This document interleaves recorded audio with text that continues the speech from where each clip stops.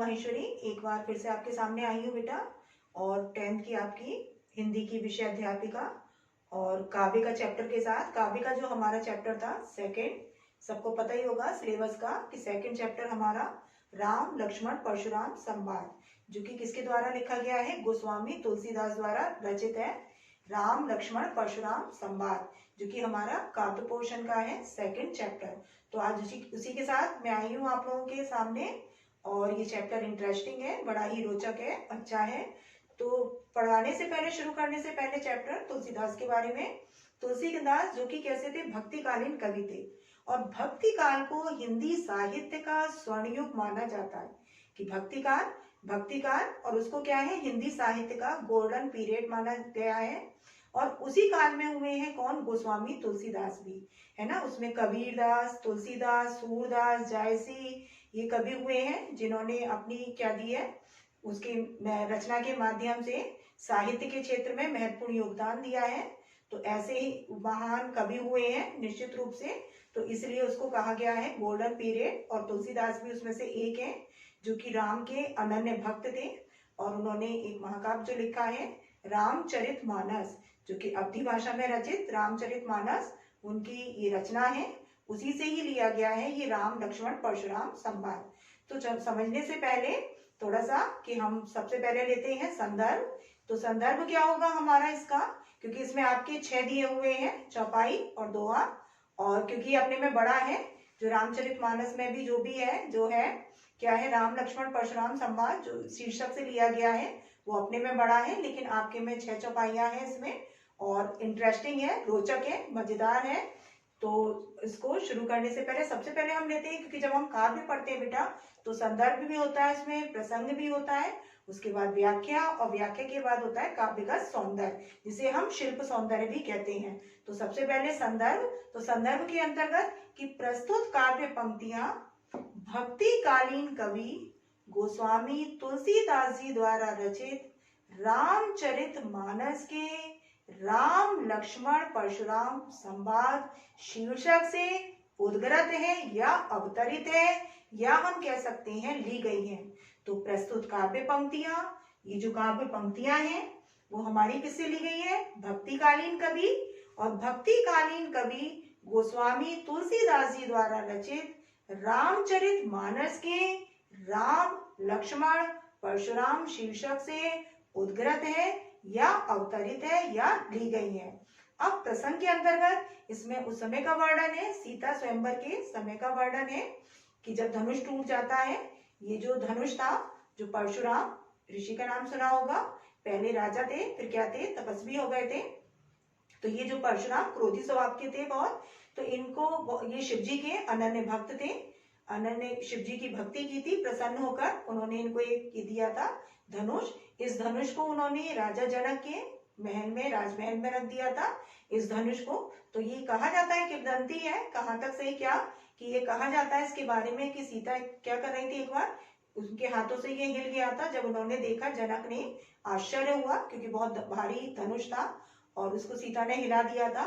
तो उसी समय उन्होंने ये स्वयंवर की शर्त रख दी थी कि जब भी होगा स्वयंवर तो जो धनुष को तोड़ेगा उसी के साथ क्या होगा, सीता का विवाह होगा। जब सीता बड़ी हुई तो क्या हुआ, स्वयंवर सभा का आयोजन किया राजा जनक ने, बड़े बड़े राजा वगैरह आए, सबको बुलाया गया, बलशाली योद्धा आए, सब उपस्थित थे।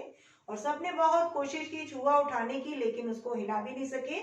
फिर विश्वामित्र के साथ थे कौन, राम लक्ष्मण। क्यों, क्योंकि विश्वामित्र गए थे किसके पास, राजा दशरथ, उनके 4 पुत्र थे जिसमें राम सबसे बड़े। तो राम को लेने के लिए गए थे मांगने, क्योंकि इसलिए कि आश्रम वहां जो रहते थे, आश्रम में, वन में, तो वहां पर क्या थे, जो राक्षस वगैरह थे, यज्ञ आदि जो वो अनुष्ठान करते थे उसमें बाधा पहुंचाते थे, कष्ट पहुंचाते थे, परेशानी पहुंचाते थे, विघ्न डालते थे। तो उससे रक्षा करने के लिए राम को लेने के लिए गए थे। लेकिन जहां जहां राम, लक्ष्मण भी, तो लक्ष्मण भी उनके साथ गए हैं वन में। और वहां पर जब विश्वामित्र ने सुना तो वो भी राम के साथ आए हैं, राम लक्ष्मण को लेकर। जनक की जो स्वयंवर सभा थी, सीता स्वयंवर सभा, उसमें उपस्थित थे राम भी और लक्ष्मण भी विश्वामित्र के साथ। अब जब राम ने उसको विश्वामित्र की इशारा किया तो विश्वामित्र के इशारे से राम जब उठते हैं, धनुष को जैसे ही छूते हैं वैसे ही क्या हो जाता है कि धनुष टूट जाता है, कि तो जीर्ण अवस्था का, और धनुष क्या हो जाता है, वो टूट जाता है। और क्योंकि परशुराम उस समय उपस्थित नहीं थे, लेकिन जब परशुराम को पता लगता है, क्रोधी थे वो, उनके क्रोध की सीमा नहीं रहती, भाई उनका प्रिय था वो धनुष था, क्योंकि उन्हें मिला था किससे, शिव जी की कृपा से मिला था, तो वो उनको बहुत प्रिय था धनुष। तो जब उनको ये समाचार मिलता है, सूचना मिलती है क्रोध में, और वो आते हैं स्वयंवर सभा में और क्रोध करते हैं। तो जब क्रोध करते हैं तो लक्ष्मण तो उग्र स्वभाव के, तो लक्ष्मण जहां जहां बोलते हैं परशुराम, तो लक्ष्मण के वचन क्या करते हैं, क्रोध को बढ़ाते जाते हैं। लेकिन राम क्योंकि शांत स्वभाव के, तो राम का क्या था, जो स्वभाव शांत, वो अपने वचनों से क्या करना चाहते हैं, परशुराम को शांत करना चाहते हैं। तो उसी का ही वर्णन है उस समय का, जो कि किस नाम से जाना जाता है, राम लक्ष्मण परशुराम संवाद। तो हम शॉर्ट रूप में कह सकते हैं, स्वयंवर सभा में, सीता स्वयंवर सभा में परशुराम धनुष टूट जाने पर, परशुराम के क्रोध करने पर राम लक्ष्मण, और जो परशुराम का वार्तालाप है उसी का ही इसमें वर्णन है।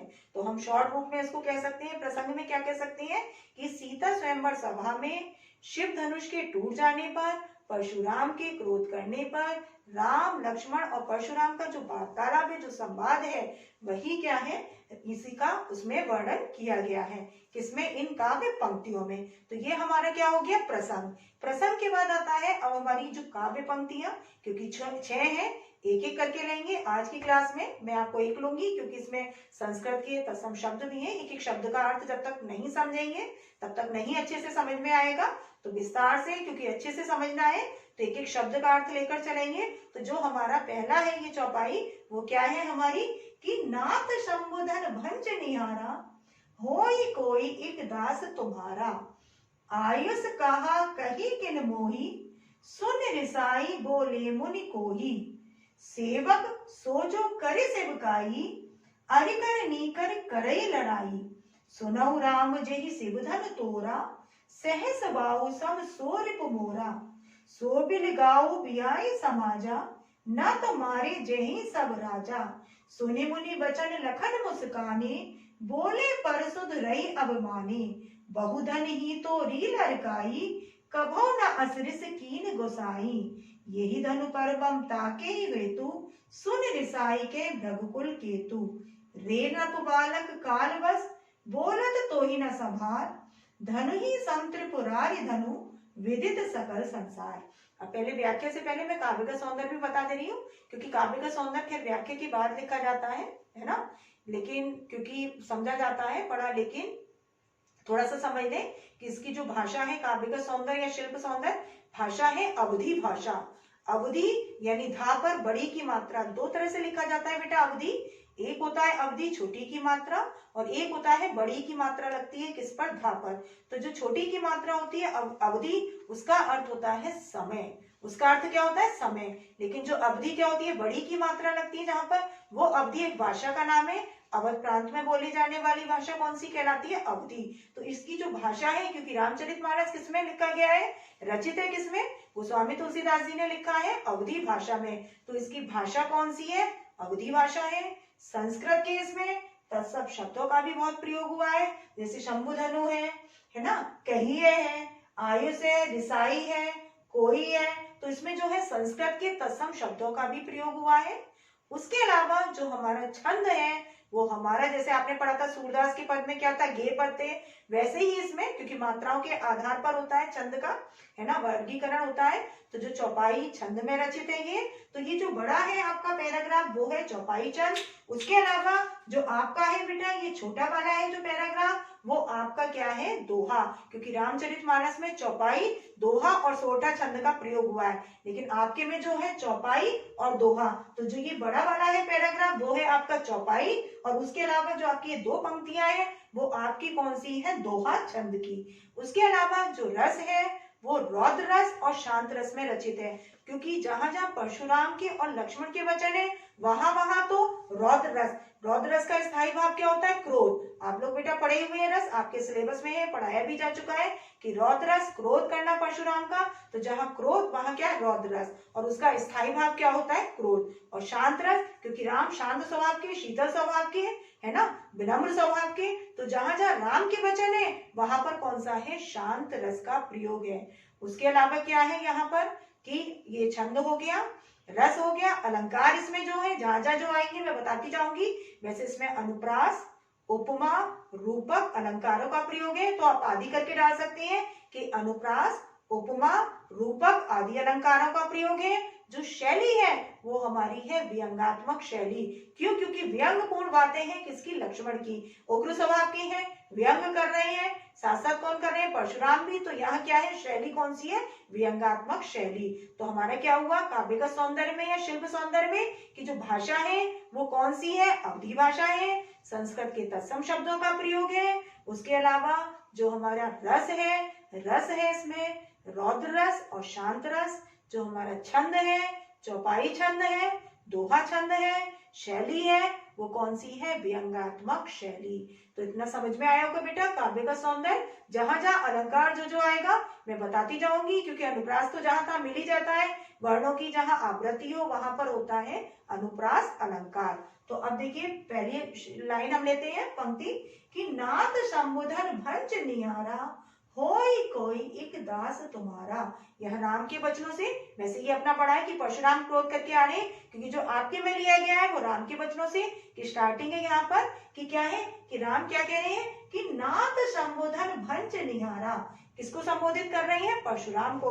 और उनको संबोधित करते हुए क्या कह रहे हैं कि हे नाथ। नाथ किसके लिए कह रहे हैं? परशुराम के लिए कि हे नाथ शंभु धनु। शंभु माने शिव जी का, धनु माने धनुष। शंभु माने शिव जी का और धनु माने धनुष। भंज निहारा, भंज निहारा का मतलब होता है तोड़ने वाला। भंज निहारा मीन्स तोड़ने वाला। होई कोई एक दास तुम्हारा। होई माने होगा, के माने कोई, एक माने एक, दास माने सेवक, तुम्हारा माने आपका।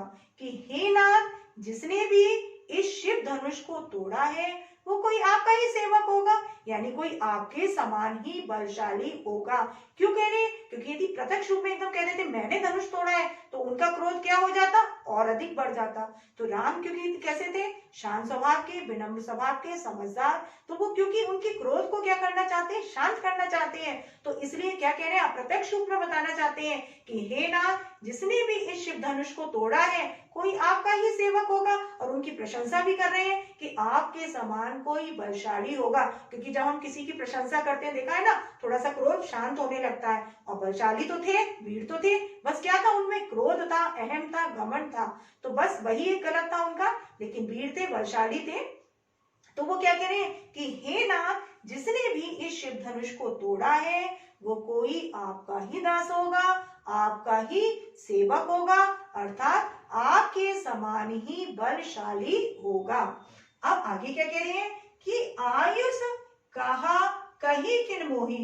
आयुष माने आज्ञा, कहा माने कहना, कहिए माने कहिए, किन माने कौन सी, मोही माने मेरे लिए। अब आप आज्ञा दे, बताएं मेरे लिए क्या आज्ञा है। जैसे देखा होगा ना, बच्चा कुछ अपराध कर लेता है, कुछ गलत करता है, तो उसको अपनी गलती यदि रियलाइज हो जाती है, कहता बताओ मेरे को कुछ भी दंड है आपको, मैं करने को तैयार हूँ, है ना। यदि गलती मान लेता है तो वैसे ही राम क्या कह रहे हैं, उनसे कह रहे हैं अब आप मुझे आज्ञा दें, बताएं कि मेरे लिए क्या सेवा है, कि मुझे अब क्या करना है, यानी मेरे लिए क्या दंड है वो आप अब मुझे बताएं, आज्ञा दें। अब कि सुनी रिसाई बोले मुनि कोही। जब राम के वचनों को सुना, सुनी माने सुना, रिसाई माने क्रोध करना, बोले माने बोले, मुनि माने मुनि, कोही माने क्रोध, जो क्रोधी थे। अब यहाँ पर बेटा रिसाई और कोही दो बार आया है। रिसाई का मतलब है यहाँ पे क्रोध, और कोही माने आया है क्रोधी स्वभाव के, जो किसके लिए आया है? परशुराम के लिए। और रिसाई माने क्रोध करना, यानी यहाँ पर वचन के लिए आया है, रिसाई बोले। अब क्या होगा बेटा कि जब उनके वचनों को सुना, किसने सुना? परशुराम ने। किसके वचनों को सुना? राम के। उनका क्रोध बढ़ गया, क्योंकि क्रोध तो था ही उनमें, और अधिक उनका क्रोध बढ़ गया। राम के वचनों को सुनकर शांत न होकर, बल्कि क्या है, क्रोध का उनका बढ़ जाना। और वो क्रोधपूर्ण वचनों में मुनि बोले। क्या बोले? कि सेवक सो जो करे सेवकाई, कि सेवक को माने सेवक, सो माने सो, जो माने जो, करे माने करे, सेवकाई माने सेवा। कि सेवक तो वो होता है जो क्या करे? सेवा का कार्य करे। सेवक कौन होता है? जो सेवा का कार्य करे। और अरिकरणी, अरिकरणी का मतलब है यहाँ पे बेटा, अरि माने होता है शत्रुता, करनी माने कार्य, कि जो शत्रुतापूर्ण कार्य, करी माने करने वाला, करई माने करना होगा, लड़ाई माने लड़ाई। अब जिसने ये शत्रुतापूर्ण कार्य किया है उसके साथ तो मुझे क्या करना पड़ेगा, युद्ध करना पड़ेगा। किससे कह रहे हैं कि हे राम, कि हे राम, सेवक तो वो होता है जो सेवा का कार्य करे, लेकिन जिसने ये शत्रुतापूर्ण कार्य किया है तो उसके साथ तो मुझे लड़ाई करनी होगी, युद्ध करना होगा। अब आगे क्या कह रहे हैं परशुराम क्रोधपूर्ण वचनों में, कि सुनो राम जे ही शिव धनु तोड़ा, कि सुनो राम, जेही माने जिसने, शिव धनु माने शिव जी के धनुष को, तोड़ा माने तोड़ा, कि जिसने भी शिव धनुष को तोड़ा है, और सहस बाहु सम सो रिप मोरा। सहस बाहु एक राक्षस का नाम, सम माने समान, सो माने वो, रिपु माने शत्रु, मोरा माने मेरा, कि जिसने भी इस शिव धनुष को तोड़ा है वो सहस्त्र बाहु राक्षस के समान मेरा सबसे बड़ा शत्रु है। सहस्त्र बाहु एक राक्षस का नाम है जिसकी सहस्त्र माने हजारों और बाहु माने भुजाएं, जिसकी हजारों भुजाएं थी, ऐसा एक राक्षस था जिसकी भुजाओं को नष्ट किया था किसने, परशुराम ने, अपने फरसे से। फरसा उनका शस्त्र, आपने देखा होगा सन्यासी साधु वगैरह के हाथ में होता है ना, एक कुल्हाड़ी नुमा सा होता है, छोटा सा होता है, वो कहलाता है फरसा। तो वो शस्त्र किसका है, परशुराम का।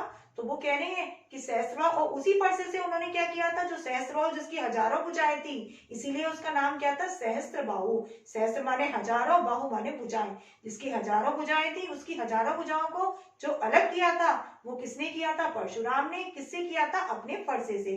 तो वो कह रहे हैं कि हे राम, जिसने भी इस शिव धनुष को तोड़ा है वो सहस्त्रबाहु राक्षस के समान मेरा सबसे बड़ा शत्रु है ना, सबसे बड़ा वैरी है। अब यहाँ पर बेटा सम शब्द आया है, तो कौन बताएगा यहाँ पर कौन सा अलंकार है, सम, समान, एव, तरह, सदृश, सरिस, ये जो सब शब्द आते हैं किसमें आते हैं, जहां पर हम समानता निरूपित करते हैं, तुलना करते हैं, वहां पर आता है ये सम शब्द का प्रयोग होता है, सम, समान, एक तरह के। तो ये जो शब्द है वाचक शब्द, ये आते हैं उपमा अलंकार में। तो ये कौन सा अलंकार है, उपमा। जब हम उपमेय का उपमान से क्या करते हैं, तुलना करते हैं, समानता निरूपित करते हैं, तो वहां पर होता है उपमा अलंकार। और इसके वाचक शब्द रहते हैं सम, क्योंकि एक होता है पूर्णोपमा, एक होता है लुप्तोपमा, इसके 4 अंग भी होते हैं, उपमेय, उपमान, साधारण धर्म और वाचक शब्द। तो वाचक शब्द हमारा क्या है यहाँ पर, सम, यानी समानता निरूपित करने वाला शब्द है। तो यहाँ पर कौन सा है, उपमा अलंकार। तो इस पंक्ति में कौन सा है यहाँ पर, उपमा अलंकार। सो बिलगाऊ बिहाई समाजा। अब यहाँ पे बिलगाऊ और बिहाई में कौन सा है, अनुप्रास, क्योंकि वर्णों की आवृत्ति जाओ, बा से ये शुरू है, बा से शुरू है। तो यहाँ पर क्या है कि सो बिलगाऊ बिहाई समाजा, ना तो मारे जही सब राजा। सो माने इसलिए, बिलगाऊ अलग हो जाना, बिहाई माने छोड़कर चला जाए, समाजा माने समाज को। समाज कौन सा, जो स्वयंवर सभा के लिए कहा जा रहा है, जो सीता स्वयंवर सभा थी उस सीता स्वयंवर सभा के लिए कहा जा रहा है कि बिलगाओ माने अलग हो जाए, विहाई माने छोड़कर चला जाए, समाजा माने इस स्वयंवर सभा को, ना तो मारे जही सब राजा, नहीं तो जितने भी उपस्थित राजा लोग हैं वो सारे मारे जाएंगे। कि हे राम, जिसने भी शिव धनुष को तोड़ा है वो अभी की अभी इस स्वयंवर सभा को छोड़कर चला जाए, नहीं तो यहाँ पर जितने भी उपस्थित राजागण हैं, जितने भी उपस्थित योद्धा हैं, वो सब मारे जाएंगे, यानी काल के भागी हो जाएंगे, यानी मेरे क्रोध के भागी बन जाएंगे। अब आगे क्या कह रहे हैं कि सुनी मुनि बचन लखन मुस्काने, कि जब सुनी माने सुना, मुनि माने मुनि के, बचन माने वचन ने, लखन माने लक्ष्मण और मुस्काने माने मुस्कुराने लगे। कि जब मुनि के किसको सुना, वचन को सुना, तो लक्ष्मण क्या करने लगे, मुस्कुराने लगे, दूर खड़े थे, क्योंकि लक्ष्मण कैसे, चंचल स्वभाव के, उग्र स्वभाव के, और मजा ले रहे हैं, आनंद ले रहे हैं, वो दूर खड़े क्या है, मुस्कुराने लगे। और बोले परसुद रही अभिमानी, यहाँ पर परसुद रही और अभिमानी है, बोले माने बोले, परसुद रही का मतलब है रस के समान, रस के समान, अभिमानी का मतलब है अभिमान पूर्ण, अभिमानी यानी अभिमान पूर्ण, और परसुधरई का मतलब, सुधा कहते हैं अमृत, यहाँ अमृत से मतलब है कि रस के समान मीठे, और क्योंकि सुधा अमृत कैसा होता है, मीठा, तो रस के समान मीठे और अभिमानपूर्ण शब्दों में बोले, क्योंकि व्यंगपूर्ण वचन है तो इसलिए क्या कह रहे हैं, अभिमान के साथ बोले, व्यंगपूर्ण वचनों में बोले। क्या बोले कि बहुधन ही तोरी लड़काई, लड़काई कहते हैं बेटा लड़कपन यानी बचपन, बहु माने बहुत सारी, धनुई माने धनुष को, तोरी मीन्स तोड़ा, है ना। अब लड़काई माने लड़कपन में यानी बचपन में, बचपन में हमने खेल खेल में ना जाने कितनी धनुषें तोड़ दी, है ना। आगे क्या कह रहे हैं, कबहु ना असुर सिकीन गोसाई, कबहु माने कभी भी, ना माने नहीं, असी माने इस तरह, असी माने इस तरह, रिस माने क्रोध, कीनी माने कीना, किया, गोसाई माने आपने, है ना। किसी ने भी इस तरह का क्रोध नहीं करा आपने कभी भी। गोसाई है नाथ, गोसाई का मतलब क्या है, नाथ से है, मुनि से मतलब है कि हे मुनि श्रेष्ठ, कभी भी किसी ने इस तरह से यानी आपने कभी क्रोध नहीं किया। बचपन में खेल खेल में तो ना जाने हमने, क्योंकि क्षत्रिय थे, क्षत्रिय का काम क्या है, धनुष बाण चढ़ाना, तो वो कह रहे बचपन में ना जाने हमने कितनी धनुष तोड़ दी, धनुष तोड़ दी, लेकिन कभी आपने इस तरह का क्रोध नहीं किया। अब आगे क्या कह रहे हैं कि ये ही धनु पर ममता के हेतु, यही माने इस, धनु माने धनुष पर, ममता माने लगाव, के ही माने किस, हेतु माने कारण, कि इस धनुष में ऐसी क्या खासियत है, क्या विशेषता है कि जिसके कारण आपको इतना अधिक लगाव है इस धनुष से, इतना अधिक प्रेम है। अब आगे क्या कह रहे हैं कि सुनी रिसाई वो कह भ्रगुकुल केतु, सुनी माने सुना, किसने, मुनि ने।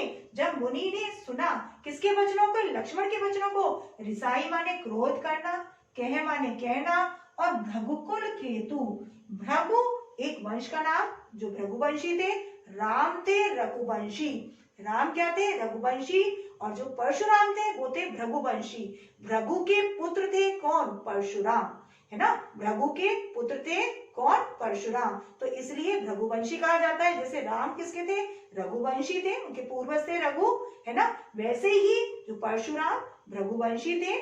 और भृगुकुल, कुल कहते हैं वंश, केतु कहते हैं ध्वजा, ध्वजा का मतलब है यहाँ पर श्रेष्ठ, कि जो भृगुकुल में केतु स्वरूप है यानी जो श्रेष्ठ है वो कौन, परशुराम। यहाँ पर है रूपक अलंकार, तो यहाँ भृगुकुल केतु में रूप दे दिया गया है, क्योंकि रूपक क्या होता है, रूप दे देना, उपमेय को उपमान का रूप दे दिया जाए पूरी तरह से, तो वहां होता है रूपक अलंकार। तो यहाँ पर रूप दे दिया गया है कि जो भृगुकुल में क्या है, भृगुवंश में केतु स्वरूप है यानी ध्वजा स्वरूप है, ऐसे कौन, परशुराम, है ना। वो क्रोधपूर्ण वचनों में बोले, क्या बोले कि रे नृप बालक, अभी आपका दोहा शुरू हो गया, यहाँ तक था आपका चौपाई, अब दोहे की पंक्तियां हैं कि रे नृप बालक कालवश, रे माने अरे, नृप बालक कहते हैं, नृप संस्कृत का शब्द है, बालक माने बालक, नृप माने राजा के, बालक माने पुत्र। अब राजा का पुत्र क्या होगा, राजकुमार होगा, तो क्या है कि हे राजकुमार, कालवश, कि तू काल के वशीभूत होकर बोल रहा है। काल के वशीभूत से मतलब क्या बेटा कि तुझे मृत्यु का भय नहीं है, तुझे मृत्यु का कोई डर नहीं है, इसीलिए तू क्या कर रहा है कि बोलत तो ही ना समान, बोलत माने बोल रहा है, तो ही माने तो, ना माने नहीं, समान माने संभाल कर, इसलिए तू संभाल कर का मतलब क्या, सोच समझ कर नहीं बोलना कि क्या तुझे बोलना चाहिए, क्या उचित है क्या अनुचित है तुझे पता नहीं है, तो सोच समझ कर नहीं बोल रहा है। क्यों, क्योंकि तुझे मृत्यु का भय नहीं है, तू क्या है, बिल्कुल निडर का है। अब आगे क्या कह रहे हैं कि धनु ही सम त्रिपुरारी धनु, ये धनु माने धनुष, सम माने समान, फिर आया कौन सा अलंकार हो गया, समानता निरूपित करने में उपमा अलंकार, कि जो धनुष है सम माने समान है, त्रिपुरारी धनुष, त्रिपुरारी कहते हैं शिवजी का, धनु माने धनुष, त्रिपुरारी शिवजी का, धनु माने धनुष। तो जिस धनुष को क्या समझ रहा है, साधारण धनुष समझ रहा है, वो कोई साधारण धनुष नहीं है, असाधारण है, शिवजी द्वारा प्रदत्त असाधारण धनुष है। और सॉरी, और विदित सकल संसार, विदित माने जानता है, सकल माने संपूर्ण, संसार माने संसार, ये बात सारा संसार भली भांति जानता है, अच्छी तरह से जानता है कि जो धनुष है वो कोई साधारण धनुष नहीं है, बल्कि शिवजी द्वारा प्रदत्त असाधारण धनुष है। इस बात को सारा संसार भली भांति जानता है, अच्छी तरीके से जानता है। तो ये बेटा आपकी क्या हुई व्याख्या, एक बार मैं फिर से ले रही हूँ, थोड़ा सा सब ध्यान देंगे, है ना। कहीं भी किसी का यदि छूटा हो, कुछ भी है न समझ में आया हो जिस शब्द का भी, क्योंकि मुझे चाहिए बेटा ऐसा कि एक एक वर्ड आपको समझ में आए, एक एक शब्द आपको समझ में आए, है ना। ऐसा मैं चाहती हूँ बेटा कि जितना मैं बोल रही हूँ बता रही हूँ सब आपको अच्छे से आए, परफेक्शन चाहती हूँ कि आप लोग भी परफेक्ट हो, कॉन्फिडेंट लेवल आपका बढ़े। तो उस आधार पर तो सबसे पहले क्या है बेटा कि जो आपका लिया गया है, क्योंकि पाठ का नाम जब पठित आता है बेटा क्या आता है, काव्यांश या गद्यांश। कई बार उसमें पाठ का नाम पूछ लिया जाता है, लेखक या कवि का नाम पूछ लिया जाता है। लेखक है यदि आपका गद्य का है तो लेखक, और काव्य का है तो कवि के रूप में किसके कवि कौन है या रचयिता कौन है। तो इसका जो पाठ का हमारा नाम है वो है राम लक्ष्मण परशुराम संवाद, और इसके जो कवि हैं वो कौन है, गोस्वामी तुलसीदास, जो कि राम के क्या के थे, अनन्य भक्त थे, राम को अपना आराध्य मानते थे, सानिध्य प्राप्त करना चाहते थे, है ना। कौन प्राप्त करना चाहते थे, वो थे तुलसीदास, है ना। जैसे सूरदास थे कृष्ण के अनन्य भक्त थे, मीराबाई क्या थी, कृष्ण की अनन्य भक्त थी, है ना। रसखान जो कि आपने 9th में पढ़ा था, वो किसी भी रूप में कृष्ण का सानिध्य प्राप्त करना चाहते थे, अनन्य भक्त थे, उनको ही अपना आराध्य मानते थे। वैसे ही कौन, जो गोस्वामी तुलसीदास, वो राम को अपना आराध्य मानना, उनका सानिध्य प्राप्त करना, उनके अनन्य भक्त थे। कौन थे, गोस्वामी तुलसीदास। तो हमारा क्या है गोस्वामी तुलसीदास का, कि अब क्या है बेटा कि सबसे पहले संदर्भ के अंतर्गत प्रस्तुत काव्य पंक्तियां भक्ति कालीन कवि तुलसीदास द्वारा रचित रामचरितमानस के राम लक्ष्मण परशुराम शीर्षक से उद्गृत है या अवतरित है।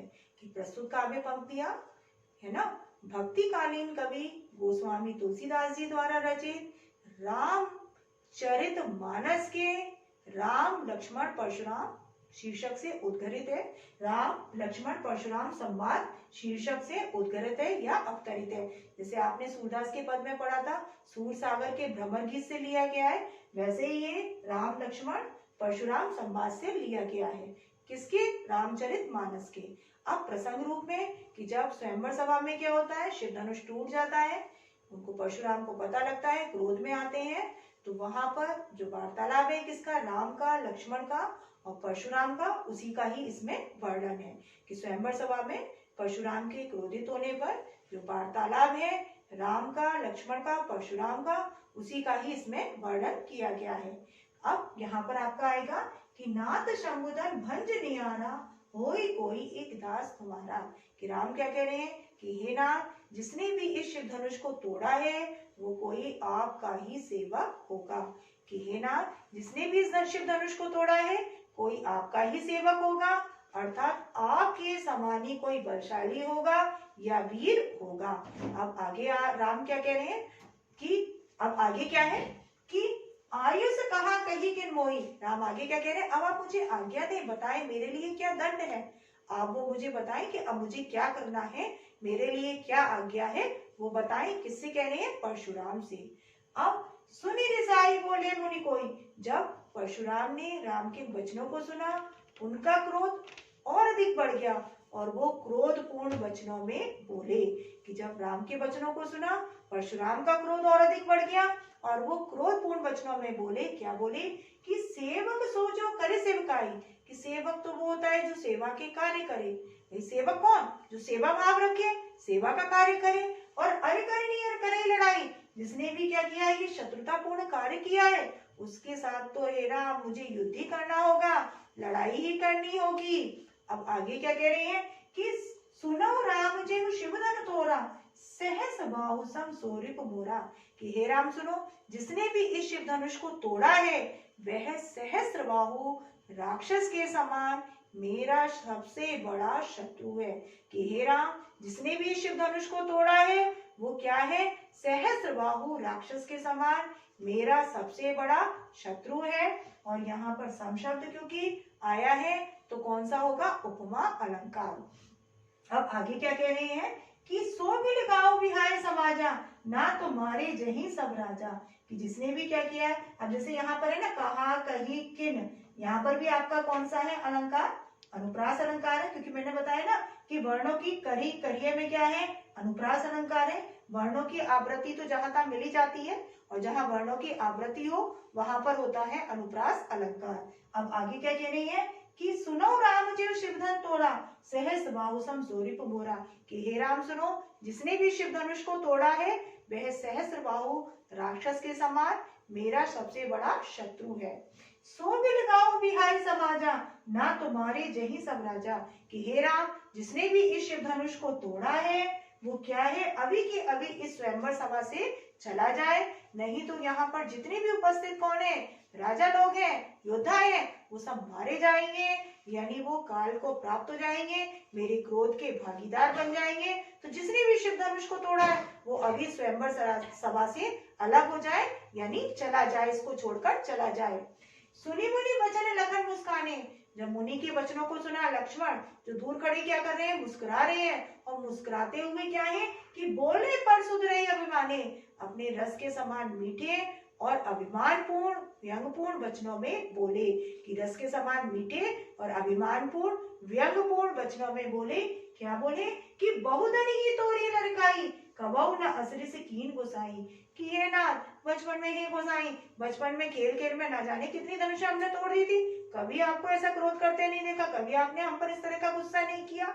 अब आगे क्या कह रहे हैं कि लक्ष्मण कि ये धन पर ममता के हेतु सुनि रिसाई के भृगुकुल केतु, इस धनुष में ऐसी क्या खासियत है, क्या विशेषता है कि जिसके कारण आपको इस धनुष से इतना अधिक लगाव है, इस धनुष के टूटने पर आप इतना अधिक क्रोध कर रही हैं, कि ये धन पर ममता के हेतु इस धनुष में से क्या खासियत है, क्या विशेषता है कि जिसके कारण आप इतना अधिक क्रोध कर रहे हैं, इतना अधिक गुस्सा कर रहे हैं। कि सुनी रिसाई के भृगुकुल केतु, जब मुनि ने वचनों को सुना, किसके, लक्ष्मण के, तो भृगुकुल में जो केतु स्वरूप में, ध्वजा स्वरूप में, यानी भृगुकुल में शिरोमणि, आप कह सकते हो कि भृगुकुल में शिरोमणि यानी जो श्रेष्ठ, ऐसे कौन, परशुराम रूप दे दिया गया है, शिरोमणि बता दिया गया है श्रेष्ठता का, है ना, केतु का यानी ध्वजा का, किसको, परशुराम। तो यहाँ रूपक अलंकार यानी उपमेय को उपमान का रूप दे देना, तो यहाँ पर कौन सा है, रूपक अलंकार। अब वो क्या कह रहे हैं कि जो भृगुकुल में कौन है, केतु स्वरूप, ध्वजा स्वरूप यानी जो शिरोमणि है, श्रेष्ठ है, ऐसे कौन, परशुराम, वो क्रोधपूर्ण वचनों में बोले। क्या बोले कि रे नप बालक कालवश, बोलत तो ही न समान, धन ही सम त्रिपुरारी धनु, विदित सकल संसार, कि रे नप बालक कालवश और बोलत तो ही न समान, और धन ही सम त्रिपुरारी धनु, विदित सकल संसार। इसको आप रौद्ररस के उदाहरण के रूप में भी लिख सकते हैं, और अक्सर ये एग्जाम में पूछा भी जाता है कि इन पंक्तियों में कौन सा है, ये पूछ लिया जाता है। तो हमेशा याद रखें रौद्ररस है कि इन पंक्तियों में कौन सा है, ये माना दे दिया जाता है पंक्ति, और पूछा जाता है किसमें प्रयुक्त रस का नाम बताएं काव्य पंक्तियों में, तो यहाँ पर है रौद्र रस। तो वो क्या कह रहे हैं कि हे राजकुमार, हे राजा के पुत्र, है ना, काल के वशीभूत होकर बोल रहा है तू, अर्थात तुझे मृत्यु का किसी प्रकार का भय नहीं है, इसलिए तू सोच समझ कर नहीं बोल रहा है ना। ये जो धनुष जिसको तू क्या समझ रहा है, साधारण समझने की भूल कर रहा है, गलती कर रहा है, वो कोई साधारण धनुष नहीं है, असाधारण धनुष है, शिवजी द्वारा प्रदत्त असाधारण धनुष है। और इस बात को सारा संसार भली भांति जानता है, अच्छी प्रकार से जानता है कि ये धनुष साधारण धनुष नहीं बल्कि शिवजी द्वारा प्रदत्त असाधारण धनुष है। तो ये आपका हो गया बेटा, समझ में आया होगा।